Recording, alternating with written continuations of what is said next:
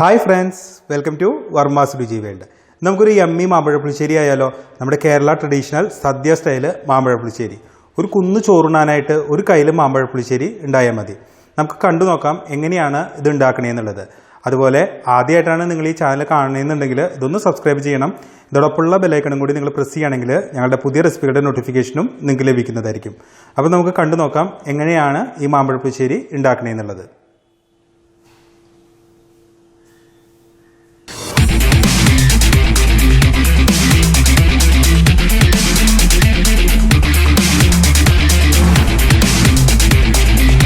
ഞാൻ ഇവിടെ ഏകദേശം ഒരു 14 ചന്ദ്രക്കാരൻ മാങ്ങയാണ് എടുത്ത് വെച്ചേക്കണേ. നമ്മൾ ഇതുകൊണ്ടാണ് മാമ്പഴപ്പുളിശ്ശേരി ഉണ്ടാക്കുന്നത്. ഇങ്ങനത്തെ ഒരു മാങ്ങ കിട്ടുകയാണെങ്കിൽ നിങ്ങൾ ഇതന്നെ ഉപയോഗിക്കാം. അപ്പോൾ ഈ ഒരു മാങ്ങയുടെ ഏറ്റവും വലിയ ഹൈലൈറ്റ്സ് എന്താ വെച്ചാൽ ഇതിൻ്റെ വാസനയാണ്. നല്ലൊരു മണമാണ് മാങ്ങയ്ക്ക്. അതുപോലെ തന്നെ തേൻ മധുരവും. നാട്ടുമാങ്ങളുടെ രാജാവ് എന്നാണ് ചന്ദ്രക്കാരൻ മാങ്ങ അറിയപ്പെടുന്നത്. മാമ്പഴപ്പുളിശ്ശേരി, മാങ്ങാപ്പിക്കിള് ഒക്കെ ഉണ്ടാക്കാനായിട്ട് ഏറ്റവും പറ്റിയ മാങ്ങയാണ് ചന്ദ്രക്കാരൻ മാങ്ങ. അപ്പോൾ ഒരിക്കലെങ്കിലും നിങ്ങൾ ഇങ്ങനത്തെ ഒരു മാങ്ങ കൊണ്ട് മാമ്പഴപ്പുളിശ്ശേരി ഉണ്ടാക്കി നോക്കണം. പിന്നെ ഈ മാമ്പഴപ്പുളിശ്ശേരി ഉണ്ടാക്കുമ്പോൾ നമ്മൾ ചന്ദ്രക്കാരൻ മാങ്ങ ഉപയോഗിക്കുമ്പോൾ വേറൊരു ഗുണം എന്താ വെച്ചാൽ നമ്മൾ തോല് കളഞ്ഞ് അണ്ടിയോട് കൂടി തന്നെയാണ് മാമ്പഴപ്പുളിശ്ശേരിക്ക് മാങ്ങ ഇടുന്നത്. അപ്പോൾ ഈ ഒരു മാങ്ങയ്ക്ക് നമ്മുടെ കൈവെള്ളയിൽ ഒതുങ്ങണ വലിപ്പമേ ഉള്ളൂ. അപ്പോൾ നമുക്ക് പിഴിഞ്ഞു കൂട്ടാനൊക്കെ വളരെ സൗകര്യപ്രദമായിരിക്കും. അപ്പോൾ നമുക്ക് നോക്കാം ഇതെങ്ങനെയാണ് തോല് കളഞ്ഞ് മാങ്ങ എടുക്കണേന്നുള്ളത്. ഇത് നമ്മൾ ഈ മാങ്ങ എങ്ങനെയാണ് തൊലി കളഞ്ഞെടുക്കുക എന്നുള്ളത് നോക്കാം. ഇതിൻ്റെ ഞെട്ടി നമ്മൾ പതുക്കെ കത്തി കൊണ്ട് ചെത്തുക. അതിനുശേഷം നമുക്ക് ഇത് കൈകൊണ്ട് തന്നെ തൊലി വലിച്ചു കളയാവുന്നതാണ്. മാമ്പഴപ്പുളിശ്ശേരിക്ക് നമ്മളിങ്ങനെ തൊലി ചീന്തിയിട്ടാണ് നമ്മൾ എടുക്കേണ്ടത്. കാരണം മുഴുവൻ മാങ്ങയോട് കൂടിയിട്ട് വേണം പുളിശ്ശേരി വയ്ക്കാനായിട്ട്.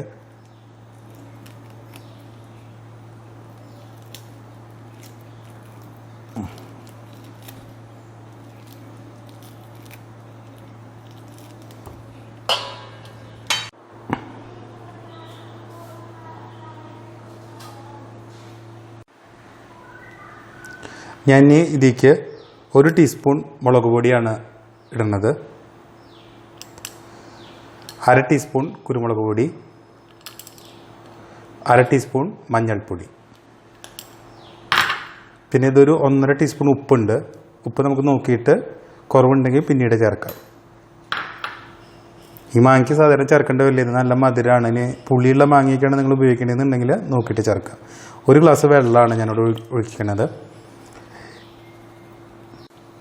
ഇനി നമുക്ക് ഇതൊന്ന് വേവിക്കാൻ വയ്ക്കാം. ഇപ്പം നമ്മുടെ മാങ്ങ ഏകദേശം ഒരു 10 മിനിറ്റോളം വെന്ത് കഴിഞ്ഞു. ഇപ്പോൾ വെള്ളമൊക്കെ വറ്റി തുടങ്ങണം. അപ്പോൾ ഞാൻ ഇതിലേക്ക് നമ്മുടെ ശർക്കര ഉരുക്കി വെച്ചതാണ്. ഇതൊരു 100 ഗ്രാം ശർക്കരയുണ്ട്. ശർക്കര ഉരുക്കി അരിച്ചു വെച്ചതാണ്. ഇത് നമ്മൾ മാങ്ങയ്ക്ക് ചേർക്കുകയാണ്. ഇനി ശർക്കരയിൽ കിടന്ന് ഒന്ന് വിളയട്ടെ. നമ്മൾ മാങ്ങ ശർക്കരപ്പാവിലൊന്ന് വരട്ടിയെടുക്കുകയാണ് നന്നായിട്ട്.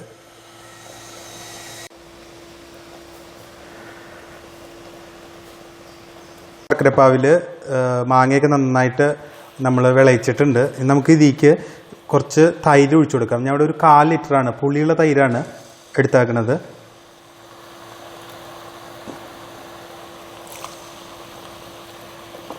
നമുക്ക് ഇതൊന്ന് നന്നായിട്ട് ഇളക്കാം.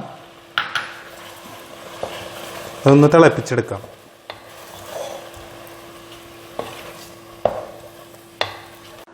മാമ്പഴപ്പുളിശ്ശേരിക്ക് അരച്ചേർക്കാനായിട്ട് 1/2 മുറി നാളികേരമാണ് എടുത്തേക്കുന്നത്.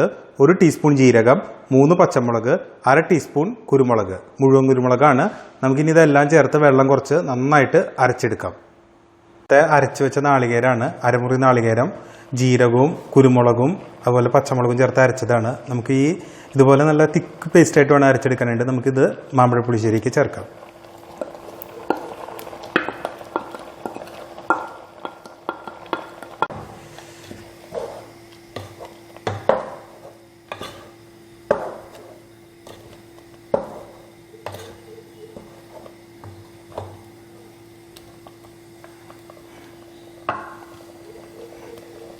ഈ പുളിശ്ശേരിക്കുള്ള വറവ് ഇടാം. അതിന് വേണ്ടിയിട്ട് നമ്മൾ കുറച്ച് വെളിച്ചെണ്ണ ഒഴിക്കുകയാണ്.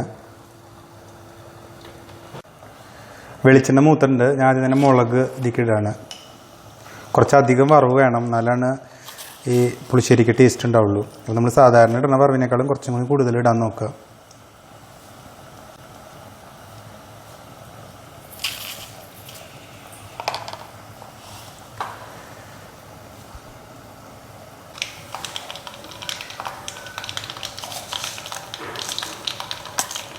കടുകൊക്കെ പൊട്ടുണ്ട്. ഞാൻ ഒരു 1/4 ടീസ്പൂൺ ഉലുവ ഇതിക്കിടാണ്.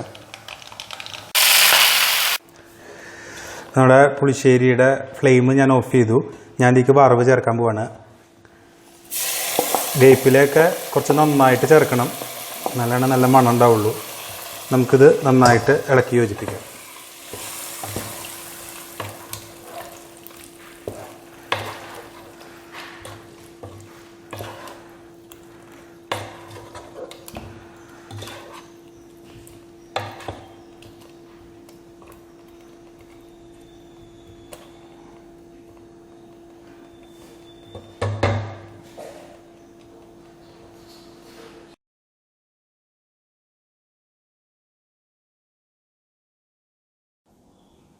അപ്പോൾ എല്ലാവരും വേഗം പോയിട്ട് മാമ്പഴമൊക്കെ എടുത്ത് മാമ്പഴപ്പുളിശ്ശേരിയൊക്കെ ഉണ്ടാക്കുക. അതിനുശേഷം നിങ്ങളുടെ ഫീഡ്ബാക്സൊക്കെ അറിയിക്കുക.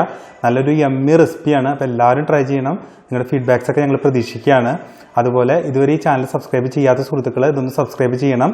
ഇതോടൊപ്പമുള്ള ബെല്ലൈക്കണും കൂടി നിങ്ങൾ പ്രസ് ചെയ്യുകയാണെങ്കിൽ ഞങ്ങളുടെ പുതിയ റെസിപ്പികളുടെ നോട്ടിഫിക്കേഷനും നിങ്ങൾക്ക് ലഭിക്കുന്നതായിരിക്കും.